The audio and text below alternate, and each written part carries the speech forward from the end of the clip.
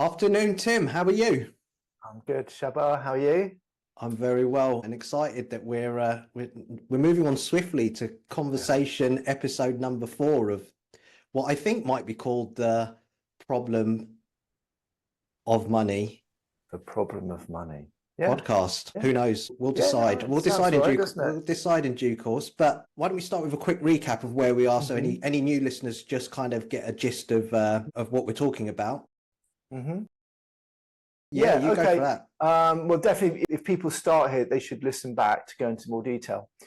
What we've been saying about the problem of money, it's not the problem with money, but money for all of us, most of us, whether we have it or not, often feels like a problem. It somehow kind of creates a sense of problem. It puts the brakes on what we want to do. If people have got it, they often worry about it. They worry about losing about it. They can feel embarrassed or a whole load of things. And if we don't have it, we feel there's many things we can't do. So money brings up a whole host of different feelings and emotions. And what we've really been saying is it feels very real, feels just like reality, but we need to look deeper. It's not really reality. And our entanglements with money, if we care to look, reflect back a lot more about our psychology, and particularly places where we're not aware, we're not conscious. And the problem really is that until we're conscious, we get fixed in certain patterns with money. And again, we think we're just dealing with reality. And then I think the last maybe 2 or 3, we've explored fairly top level the basic money movements or money patterns. And we all have a very individual take on these money patterns. But nevertheless, what we've said is if money to me kind of represents or gets tangled up with what I think of as positive qualities. So if I think money is fun, freedom, power, status, success, because it isn't really, but if I think that unconsciously, then I'm going to just try and, as you said, I'm going to try and go for it. I'm going to try and grab it and I'm going to hold on to it more or less. Because if money for me represents good things, what I'm saying is I'm not really in touch with the good things in me or those good things. So if I think money is power, I might chase after money. I might try and grow my number. I might hold on to my money. But actually, another way of saying that is, well, if the power's with the money, I'm not really feeling powerful. I'm not really in touch with my power. And the same for success or fun or freedom or creativity. So in one episode, I forget the number, we looked at lots of different ways we might do that and some of the entanglements and problems we get into. And then the That opposite. was Episode 2, great. trying to grab. Trying to grab, hold on to, Yeah. not let it go, all of that stuff. And what we said there was my number could be very big and other people might think I'm powerful and successful, but I still don't actually feel powerful or successful because it's in me, it's not in a number. And then the following episode, we looked at the opposite pattern, which is very relevant in certain kind of subcultures and groups, spiritual groups, religious groups or upbringing, a lot of kind of green, eco, social justice, quite large movements now in society actually have quite negative view of money and what's tied up. So they'll say it's bad, it's greedy, it's a source of corruption, it's unfair, it's linked with global capitalism and destruction. So then if you have a whole set of more or less negative judgments about money, again, what we're saying is, well, you might not be owning some of your own so-called negative qualities. You might not see your own greed, your own corruption, the way that all of us in the Western world damage the environment all the time, right? You're not seeing it. You're tying up with money or the people who have money or where the big money is. And then unconsciously, even if you say you want money or your project needs money, unconsciously you probably have a resistance to it. And we talked about that last time. You might not raise your fees or you might undercharge because you think you're more holy or closer to God if you charge less. And that doesn't make any sense either, right? Because none of these qualities are in the number, not really in a number you see on your screen or your bank balance, but we very easily think that they are. So far we've had these 2 movements, grabbing and holding or pushing and getting rid of. And the point is, to a large extent, we're not conscious of these. And that's what limits our lives. That's what actually creates the problem of money. So how's that for a recap? Good recap. And Yeah. just the statement, it's not in the number. Oh my God, that's that's a lot of work goes into trying to debunk or break out of that pattern, because oh my gosh, so much is tied up in the number. And I can see us maybe going down that route and exploring more of the things on a more of an individual level of, okay, so what's tied in the number? Because I've had some fascinating conversations with clients, with friends, and we all tie different stuff up in the number. And I think that that's going to be a great place to go. And just on a quick tangent, just, you know, I started watching documentary on Netflix called Buy Now, which is just all about how we're kind of, I wouldn't even say coaxed, but hypnotized into this idea of consumption and buying, and the detrimental effect that that's not only having on us, but the planet, in terms of all of this stuff that we're consuming. And there's a nice piece in there around what you were saying, which was the repelling because of the damage to the planet. But it's like, oh yeah, I can sit there from my armchair kind of, oh yeah, this is all bad, but I'm part of the cogs that makes this whole thing go round, which is this love of consumption. So another thing to note down that we definitely need to sort of touch upon. But let's skip forward, because we've got these two movements, and there's obviously a combination of the two. I call it like the tug of war between the two extremes, which I'm sure a lot of people resonate with. So let's dive into that. Okay. Yeah, you're right. There's a tug of war for many of us. And by the way, I think you're right. We should talk in a future episode. We'll talk more about these very, very strong messages we're picking up from society. There's a whole series of episodes we can do on family stories, but also there's media and society and huge patterns of behavior around money. It's like, I was talking about this yesterday. We need to think that the modern system is actually insane. You know, we do need to really consider that the story we're picking up or being socialized into doesn't make sense, and actually makes many of us sick and unhappy, and is making our world sick and unhappy. So I think we should definitely get into that. But I say that now because sometimes it can feel really hard to question your own money story, because it's like, well, that's what everyone else does, or that's what I should do. So the good starting point is to really look at what's going on in the world and how money works, and think, does it make anyone really happy? Is it good for us or life or the planet? We'll come on to that.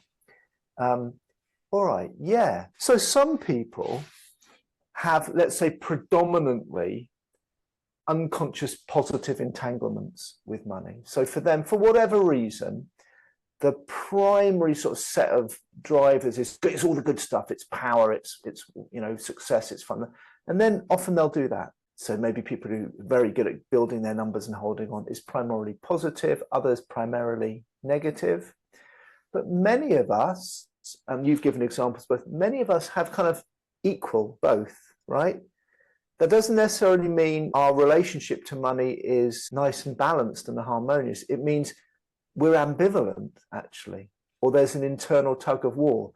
That a bit of us really wants money because we get scared without it or think we're secure and successful with it. But a bit of it also doesn't, because we think we're more spiritual without it, or we don't like our privilege or whatever. And I think that position for me is the worst of the bunch, because it creates more conflict.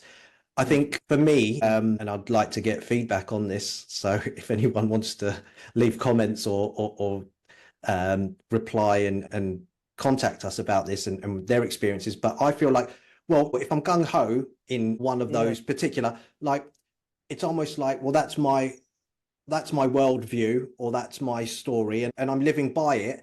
And whilst it might not be healthy, but at least on psychological level, you're almost at peace, because that's what you're doing. But whereas someone like myself, using an example, who's caught in between and always questioning, that state of conflict is very, very unsettling. And so actually, I would kind of say, sometimes what they say, ignorance is bliss. So you've got your countercultural, they're set on their path, fantastic, and they'll carry on beating the drum, and the person that's growing their business or status and power is what they're sort of tying it up with, and they're just cracking on and very tunnel visioned on that. And the person in the middle. So you have the worst situation. I'm in the. Let's see. I think I would say yes and to that one. So let me just describe the pattern a bit more, and then let's come back, because I think it's really interesting what you've just said. So I will come back to that. I mean, I think my quick answer is I think it depends on your time scale. I think the suffering is maybe more obvious and the tension is more obvious when you've got this ambivalence. You're right. You can't just kind of go for it one way or the other, but it may depend on your time scale or different times where the consequences of our patterns surface. But I think you're right. This one is living with a tension, and it's more obvious tension most of the time. So okay, I want money. I mean, if we can use examples that you've already given in these talks, I want money because that's power and success. But also I don't want money because it's not spiritual, and it's, I think I'm closer to God, or maybe a better person if I'm not chasing it. So I'm really ambivalent. That's tricky, right? I find there are two main versions of this ambivalent pattern. I think one is more common and harder to spot, and one is less common but easier to spot. So the easier to spot one, which is less common, is extremes, roller coaster, right? I think that's probably not you and probably not most of your clients, but it's a roller coaster. So I've had people say to me, Tim, I know how to make money, right? I can make money. I've got this gift of making money. I launched this new program, or I did this, blah, blah, blah, blah, and I made hundreds of thousands of dollars. It was dollars in this case. I'm like, wow, that's amazing. I wish I knew how to do that.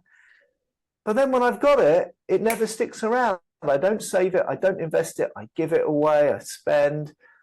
And then I make loads, and then the money just disappears. And then I've got no money again. And it's only when my money's getting close to zero, I think, I better do something. And so I need to make some money or do a new project. And I know how to make money. So it goes up and down, up and down, up and down. So it can be a bit like a kind of a gambler, a risk taker, or it can look like that. It doesn't mean you are a gambler. Entrepreneurs often understand this pattern better. Doesn't mean all entrepreneurs are like this, but their capacity to take risks, their capacity to kind of leverage the money they do have, to seek investment, they're more comfortable with this sort of pattern. Okay, so it's good for people listening to think, sometimes if you're a roller coaster, it's actually because there's both going on, and it can be quite strong, both of it. Sometimes people like this, very free and good at making money, but it's just weird. I had someone this weekend describe themselves to me as, I'm like a colander. The money comes in, but it never stays. It's very interesting. So that's a sort of ambivalent pattern. Can I just ask a quick question on that? So someone in that sort of situation, good at making money, but when we say that they can't keep hold of it, are we saying that they're fitting the second type, which is that's right. Are they pushing it away, or is it just that they're just not very good at keeping it? It's a really good question. The key always is, am I doing what I do consciously because it serves my life and it's a wise, helpful decision, whether that's spending it or giving it away or keeping it or investing? All of those things I could do in a conscious, deliberate, relaxed way, or all of them I could do compulsively and neurotically. Right? There's nothing better about saving or spending. There's nothing better about giving it or keeping it for me. What makes it a money behavior, in my view, healthy is, first of all, do I have the option of doing something else, or is it compulsive, whatever I'm doing? And secondly, does it serve my life? So when I say they can't keep hold of it, what I mean is it's something compulsive and unconscious, and it's not that they're being super generous. It's just like, they might not think this, but it ends up going every time. So that's a bit suspicious. That's a repeating pattern. Yeah. I like that. Yeah. I've started to use the word intentional with a lot of the work that I'm sort of doing around money coaching. Ramit Sethi, who I think we've spoken about offline before, talks about a conscious spending plan. and I kind of prefer the word intentional, also because it's got a religious connotation as well, because bit of a side point, but everything we do in our Islamic acts of worship, or any act we do, there has to be an intention behind it.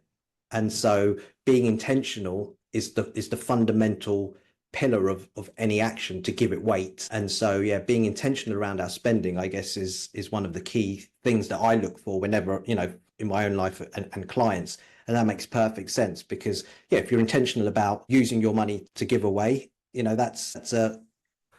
I think this is a whole. I think this is a whole episode. Yeah. The reason I say that is, again, it's another yes and. Yeah, I agree. A conscious spending plan and intentional investing or donating. I could have an intentional plan that still is reflecting my neurosis.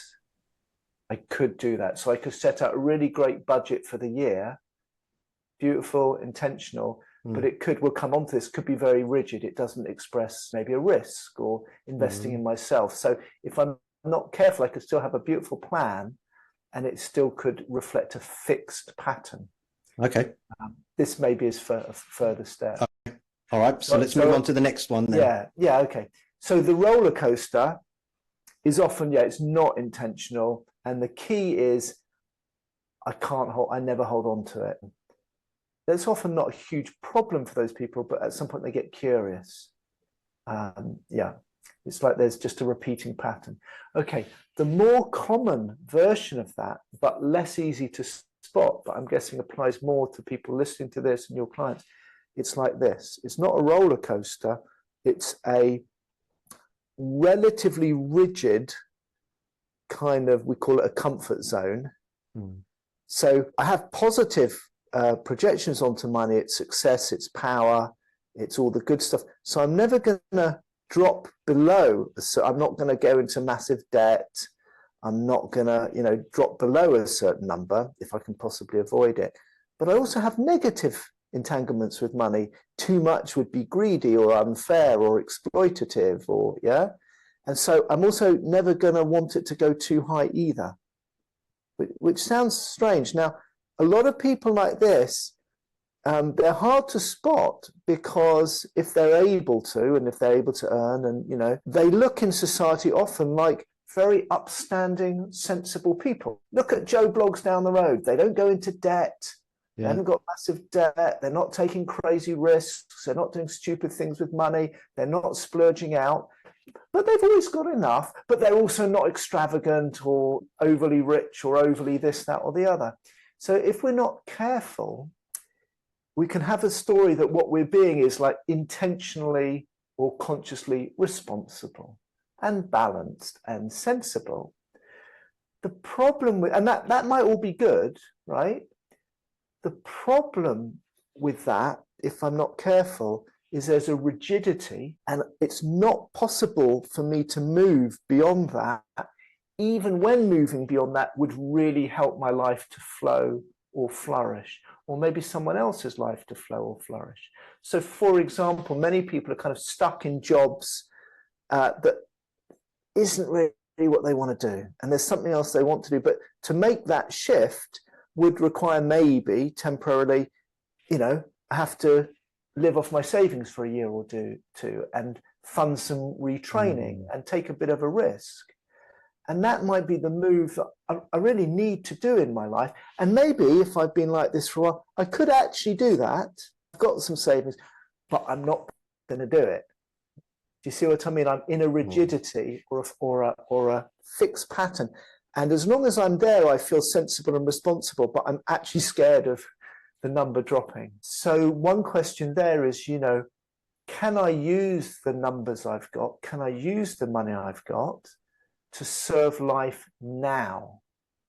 Can I invest in myself now, or take a risk, or do something, maybe just spend loads on an amazing holiday and take 6 months off while my children are still young?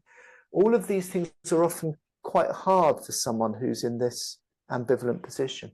But also, you also see the opposite, which is maybe I don't even allow myself to think or pursue things that might massively increase my number. So I work with a lot of people who are self-employed or set their own fees. and it can be very scary for them to raise their fees. So it's like they're worried about not having the money, but they're also quite scared about massively increasing the money they have. How does this sound into I mean, having a floor in a ceiling and operating in that sort of comfort zone. Yeah. I mean, we're creatures of comfort. So it's sort of... Well, these people aren't. Yeah. That's the thing. Or they're comfortable with extremes, right? Yeah. But many people are. Yeah, I would say that most people would be within that sort of floor and ceiling. And whilst they're operating within there, everything on the surface seems fine. But again, I would just sort of relate back to, it's only fair to use my own examples in this, because I can't think of any real life ones. But yes, there is this underlying tension, discomfort, because you want to. So in my case, it had been historically, we keep talking about it, but I'm basically just, for those that aren't watching, I've got my hands parallel to each other, about a few centimeters apart. So you've got a ceiling and a floor. I just realized actually I should describe those gestures because some people might listen to this. Ceiling and a floor, think of your hands parallel to each other and a 5 centimeter gap in between. For me, it was always exactly how you described it. It was, don't ever want the number to drop too far where I start to feel a certain anxiety, whatever it is that I've got tied up. And at the same time, like, not wanting to be extravagant or showing off or whatever it would be that would mean that I push past my sort of imaginary ceiling.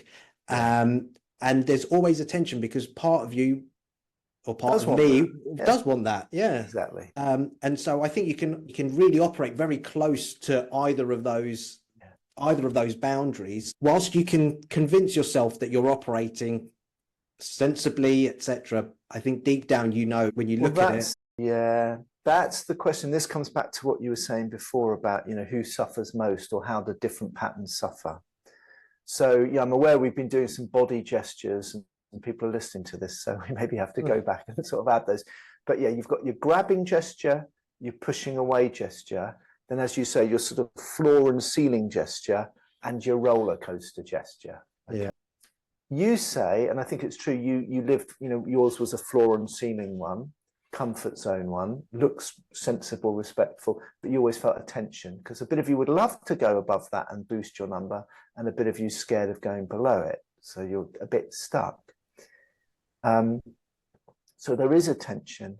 So one suffering is, I just live with that suffering. It's like, that with that tension, I want more, but I'm scared of more. And I don't want less, but I think I'm going to be enlightened if I have less. It's like, I would say that's someone who's more aware of what's going on, right? You've been working around these questions for quite some time. You've dived into it. So it's like, oh my God, there's a real tension here. And then you need to dive into what's going on with both my positive and negative projections or entanglements with money. Other people have that, and I agree they are living with the tension, but it's easier to put in the background. And I think sometimes the suffering comes for people later in life with that pattern. Or maybe they have a low-lying depression, a very low-lying, just life isn't vital, life isn't sparkling. It's okay. I'm doing everything I think I should. I'm building my savings. But it's lacking vitality. It's lacking life. It's all a bit dull, right?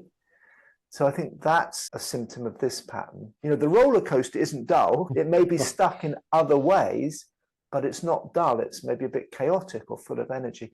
But for many people, I'm sensible, but life is dull, lacking vitality, lacking spark. For some people, the real suffering of that only comes much later in life. A later phase where they look back and they really see, I've got savings, I've got a pension, I've done all right. But did I really live? Did I really do what I wanted with the time I had? Maybe people save for a retirement, and that's nothing wrong with that. But if they did it as a result of this fixed pattern, maybe my health's not so good now. Or maybe I have some regret that there were risks I didn't take, or things I would have loved to have done. And it's never too late, but it starts to feel a bit too late. So I think that there's that form of suffering that can come with this pattern. It could be a tension I experience in the moment between the two. It could be, as I say, this low grade kind of dullness. Life's not really there for me. Or it could even, I get on with it, and then I look back later and secretly I go, I kind of regret, maybe I could have taken a risk. Maybe I could have jumped into something I loved. You know, what was my unlived life that I didn't do because I had to stay in this financial comfort zone? Now, there's a lot in that, but I think that's one of the patterns. Yeah, I would say that the things that are coming up for me within that are, there's a lot of social conditioning around being in that comfort zone. You know, it could be what your parents have told you or what religion says, and all of these things feed in, and all of these messages that are buried deep down are kind of keeping you in that buffer zone of, you know, in between the floor and the ceiling. And I think it's quite fascinating that you could spend your whole life, like you said. Oh, we do. Yeah, in that zone. And it's one of those, you know, when you get to the end or near the end and you look back and you think, crap, I didn't do what I really wanted to do because I was constrained.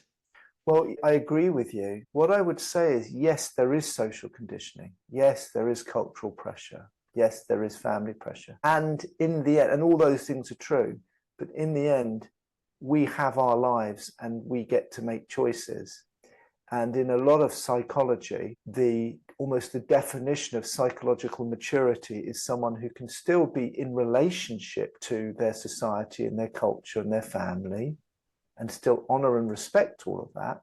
So it's not a two fingers up to the family or the tradition. They can be in relationship to that all, and I still tune into what is my step, and I find the courage to do that. And if that is a departure from what my peers or my friends or my upbringing or my culture say I should do, I have the courage and the conviction to do it anyway. So for someone like Carl Jung, who, you know, he's a major figure, I think, in 20th century thinking, and his thinking does influence this money work that Peter Koenig kind of created, because it's a lot about working with the unconscious. So Jung is very important here. But one of the things he talks about is individuation. And individuation, which he says is the true challenge for all of us. This is really what we're here to do. Become who we really are and live that with and without money.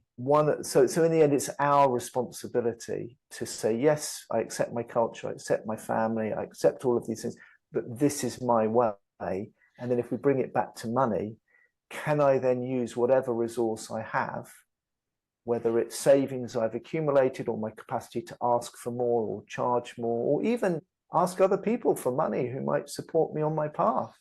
We'll get into that in the future, because many of us have shame about doing that. But if I put my individuation first and use whatever money is in my system or in the wider system to support that, that's one of the signs of true maturity. And what's interesting is Carl Jung says, I can try and find the quote, maybe we'll stick it up somewhere, but he says, I paraphrase, the person on their path to individuation does not care if it ends in ruin. Now that's a bit scary. Yeah. Now let's be clear. He doesn't say they want it to end in ruin. Of course not. Doesn't say they won't suffer if it ends in ruin.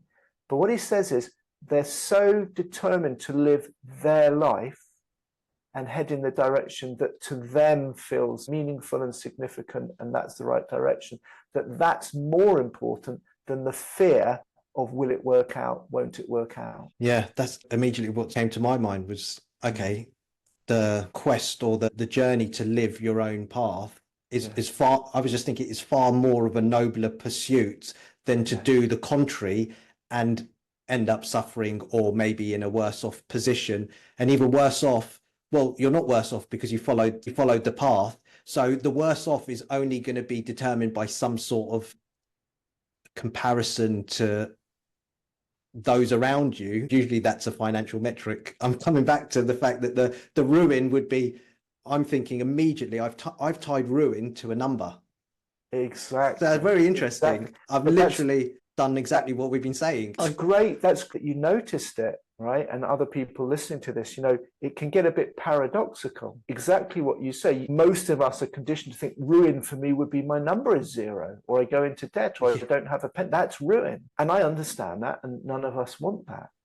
But consider maybe the real ruin is I get to the end of my life, even if I've got a big number, and I go, oh, I never did what was mine to do. I always loved art. I never did my art. Or I always wanted to do this. I never did this. Or even I lived my whole life secretly too afraid to leave a job that didn't bring me life. I may have a number, but what's ruin? I don't know, but it's interesting to see these definitions.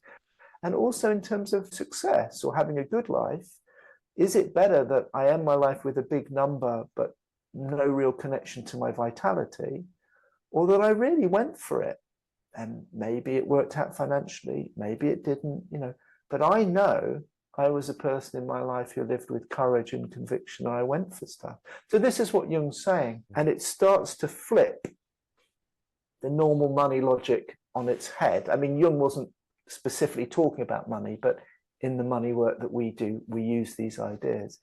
And what I'd say to people, this isn't an ideology. It's not like you have to believe what I'm saying or what anyone else is saying. But I think it's really good to question and notice our conventional views of, how should we live our life, or what's ruin, or what are we really scared of? And really question that. And it takes me back to what I said at the beginning.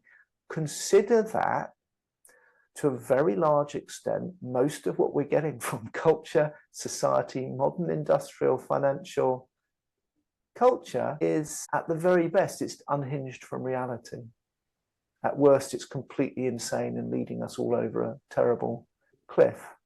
But at best, it doesn't really make sense. Just to consider that, really, see what happens. I'm now just thinking that, right, what are some of the ways, techniques, introspection, whatever, that we can maybe cope with those two patterns with the time that we've got left? Maybe that would be a logical next step, just to see if we can take something away. So we've got the roller coaster and we've got the floor and ceiling. Yeah. Well, let me offer two. I think these are probably less to do with the roller coaster. I'll see if I can see one for the roller coaster, but this one's more common, the floor and ceiling, the slightly more rigid comfort zone. I would offer two reflections.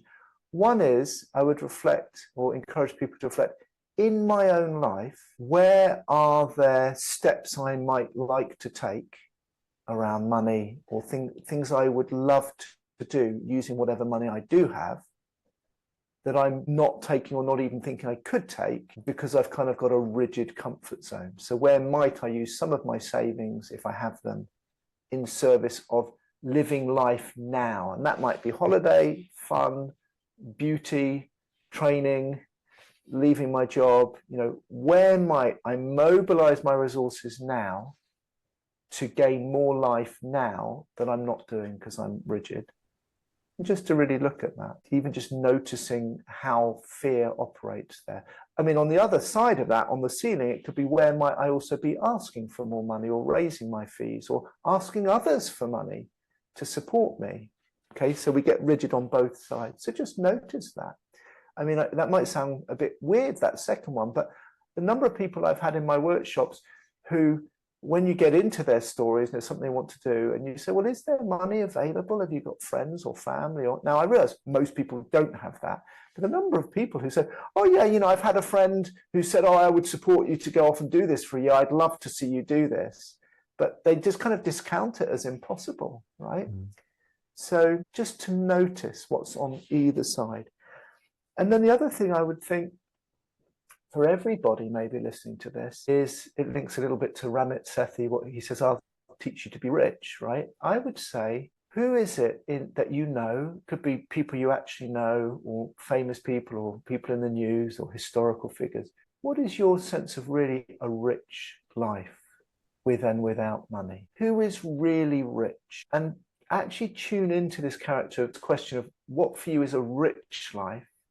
And when you've done that and got some figures or people in mind, ask, how much is any of that to do with the numbers that appear on their bank screen? Because again, it starts to decouple the idea that if we have money, we're rich, and if we don't, we're poor. There are many, many. I think it was Aristotle Onassis, the Greek shipping magnate. He said, often a rich man is only a poor man with lots of money.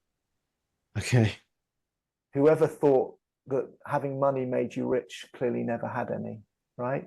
So richness, how much is it to do with a number, and how much is it to do with being with vitality, following our path, doing what we really want? So for now, I would just get to people to look and see what they really think about that. Great stuff. So we're approaching, I think, 40 minutes in. It might be a good place to wrap up for today. And we will, oh, who knows where this is going to go next? I'm quite excited. But just to recap, you know, looking at this third sort of structure, we've got the roller coaster. So the person who makes a lot or finds it very easy to make a lot. So boom and bust. It's the economic cycle of boom and bust. So that's one. What are we calling it? A sort of one structure. Or I call them patterns. One pattern. You could say they're almost archetypal patterns. They're fundamental patterns, and then we all have our own versions of different patterns in our own lives. And then we've got the person that operates in that area of comfort between a floor and a ceiling, and very wary of the number dropping below a certain number, right, and very reluctant to push past the imaginary ceiling of what could be possible in terms of a number beyond a level that they deemed, you know, their zone, for example. Yeah, breaking free of those is that's right. And the key to the second one is often it lacks vitality. I don't really feel in touch with life. That's the thing. Yeah. So yeah, what would a rich life? This is very Ramit Sethi. What would your rich life look like? Yeah, with and without money. With and without money.